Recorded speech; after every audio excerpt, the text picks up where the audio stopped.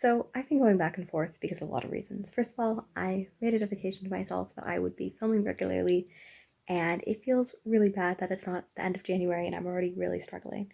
I had all of these plans. I literally put like 31 videos and I was like, I can do all of these. Part of me is berating myself for that. And then there's the aspect of, I want to keep on track. I know that filming is something that actually is very mentally healthy for me, especially when I'm dealing with a lot of chronic pain. It's kind of the fourth year of me being chronically ill, and it is becoming very obvious that there's a trend that November and January tend to be the hardest hits. I think that the severity of pain and the severity of pressure and stuff that happens during these months just make it really, really worse. It's very interesting because this week I've had really, really bad tremors, which are kind of like little seizures. And I noticed even when I had a video that came out on Sunday, which I filmed, and I had been tremoring earlier, and then my tremors had gotten less, and I was filming, and I noticed that the entire video was incredibly shaky because I guess I was having like little tremors in my arms and I wasn't even realizing. It's just been really scary. It's really scary when your body doesn't move. A lot of the time, my body doesn't move as it should, but then when it moves involuntarily, it's really scary. I always have chronic pain and fatigue, but it gets real bad in January. So I just want to have a little bit more compassion for myself, but obviously I still want to film and I want to create. And it's, one of the times of the year when we really gather around and make all of these videos. And it's sad to me. And I'm starting a new semester. Feel like I'm already behind on everything. And part of me is like, who really wants me to talk about my pain and stuff like that, especially since it's chronicled a lot on here. But then on the other aspect, it's like this is a huge part of my story, and it's good to talk about these things because a lot of chronic pain doesn't happen, you know what I mean? Like a few hours ago, I was like crying, and I was like, I really just wish there was like, I don't know, like blisters or something like all over my body where it hurt. Because, you know, as I've probably said ad nauseum, the part that's really hard about chronic pain is that, no one sees it. In chronic pain circles, we kind of use the word of spoons, and it doesn't really work completely, but just imagine you had 10 spoons, and the normal person might have like kind of 15 spoons. And, cooking might take a spoon, driving might take a spoon, working probably takes, 6, 7 spoons, and all of these things.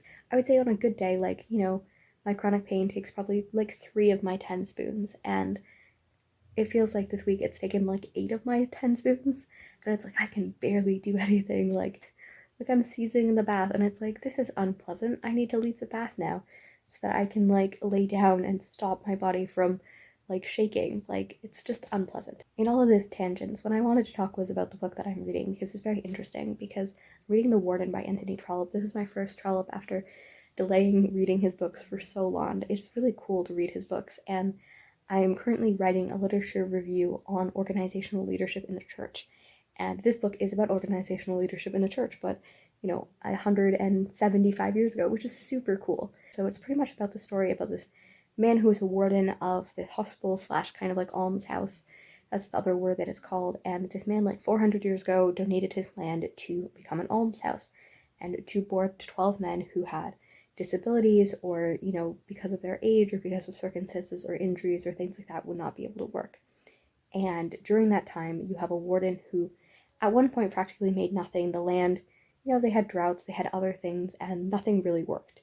And now, 200 or 300 years later, it has real estate on it, it has other things, it has become a lot more prosperous. So, the warden meant from practically making nothing to making 800 a year. And during all of this time, the people who have lived there have gotten a pound and sixpence to live on.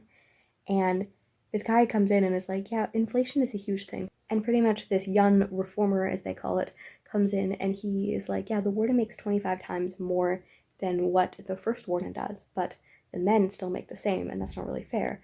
On the other side, there's the argument that, everything's being cared for and they're in old age and they don't really have a lot of money to live for, so do they really need more than that? And it's kind of going toward they don't really need more than any of that. And it's interesting to see something, especially me who's in social work, who's in a lot of these things, like writing organizational leadership papers on social work and on all those things, who would be like, yeah, no, you should not make 8 times more than the people you're helping. But it's very interesting to see it and to see the ways, because it's, all people are compassionate. Like, you could say that Archdeacon is definitely a much more slimy character, but he is slimy a little bit in regards to finance, but he cares a lot about the church finances more than his personal finances. It's a very intriguing book, and it's an intriguing book to have conversations that, at some point are, definitely you know, part about greed and stuff like that, but are also realistic depiction of like this warden who's like, you know, it really bothers me the idea that I have been stealing from these men.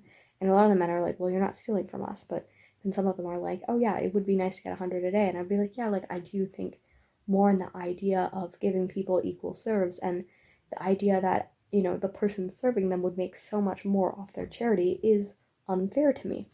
But I think that it's such an interesting conversation because I think that in most cases, even though I have a very strong thought on the way that I would do, I understand parts of it. Like, should the warden be blamed for the salary that he gets?